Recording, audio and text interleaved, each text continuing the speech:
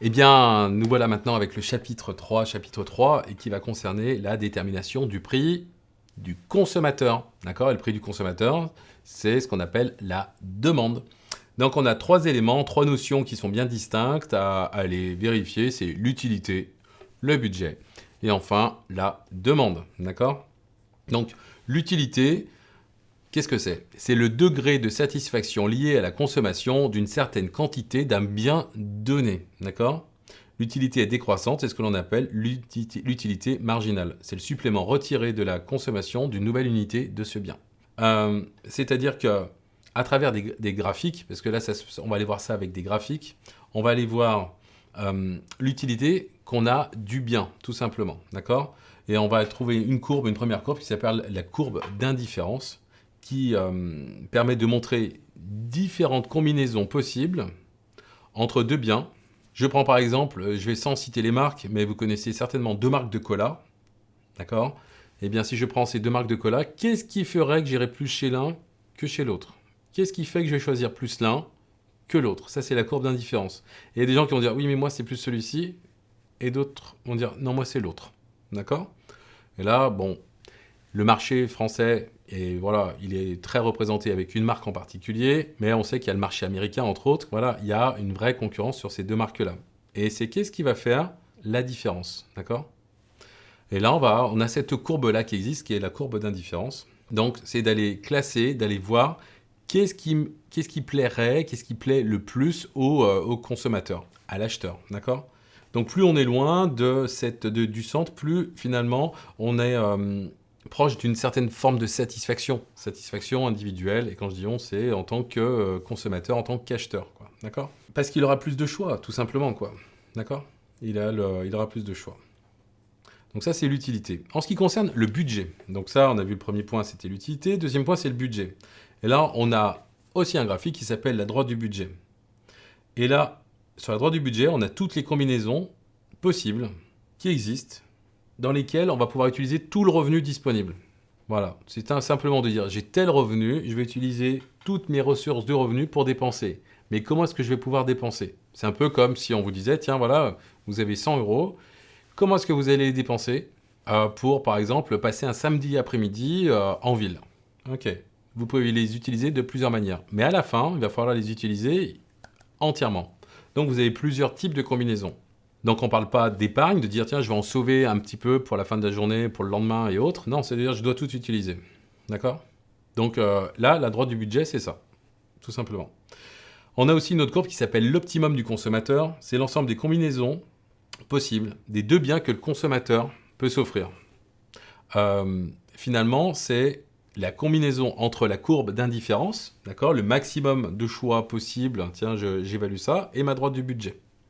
Et la combinaison des deux va faire que, waouh, je définis le produit qui correspond le mieux à mon besoin, et finalement, derrière le produit, il y a le prix également. D'accord?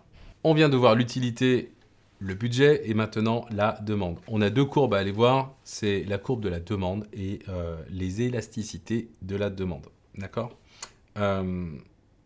Donc finalement, qu'est-ce qu'il y a à comprendre? C'est que plus les individus, les agents économiques veulent un produit, plus le prix aura tendance à augmenter. Voilà, ça c'est le point à comprendre.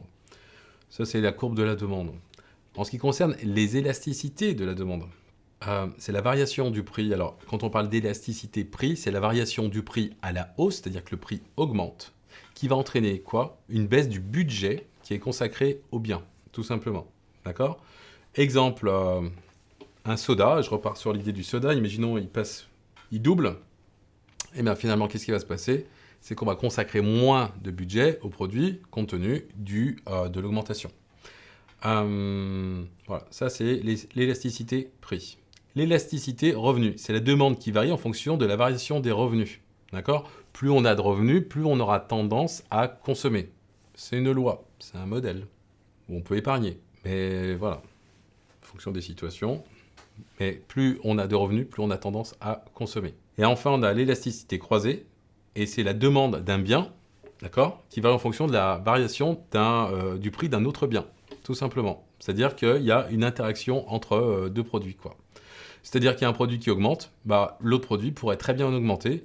Pourquoi? Bah, parce que finalement, il y a le premier qui a augmenté. Et je pense, par exemple, tiens, je repars sur l'exemple du soda. S'il y en a un qui monte, qui fait x2, pour X raisons, bah, l'autre pourrait très bien suivre aussi. Pour quelle raison? Bah, on pourrait imaginer que le prix de l'eau, par exemple, a augmenté, le prix de la matière première, aussi voilà, du cola en tant que tel, voilà, ou du caramel, ou j'en sais rien, du sucre, vous voyez ce que je veux dire? Enfin, ça a augmenté, quoi. Ok? Voilà. Donc dans l'élasticité croisée, elle peut être positive, c'est-à-dire que la hausse d'un bien X entraîne la hausse du bien Y, d'accord? Donc là, c'est l'exemple du cola, par exemple, il y en a un qui hop, hop, et puis finalement, ben, on va échanger les produits. Elle peut être négative, la hausse d'un bien X entraîne la baisse du bien Y, d'accord? La hausse du carburant entraîne une baisse de l'achat de véhicules, tout simplement, d'accord? Hausse du carburant, on passe de 1 euro à 1,40 € ou 1,50 €, d'accord? Eh bien, la consommation de véhicules automobiles, bah, il y en a beaucoup moins, d'accord? Les gens désirent moins acheter de voitures.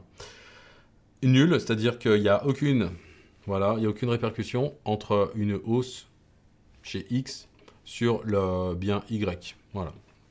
Donc il peut y avoir une totale indépendance, d'accord? Je pense à l'informatique par exemple, si on prend les deux grands systèmes qui existent, comme Apple, et puis en face, on va mettre le PC avec Microsoft majoritairement. Ben voilà, il n'y a pas d'influence de l'un sur l'autre, quoi. Ok? Tout simplement. Voilà. Alors ça, c'est ce qu'on vient de voir, c'est comment est-ce qu'on détermine le prix du consommateur. C'est la demande, d'accord? Je reprends très rapidement. C'est l'utilité, d'accord? Effectivement. Quels sont mes choix possibles? Quelles sont les combinaisons possibles? En ce qui concerne le budget, bah, finalement, c'est quel budget je souhaite allouer en tant que consommateur à l'obtention, à la possession du produit ou du service. Hein. Quand je dis produit, ça peut être le bien ou le service, d'accord?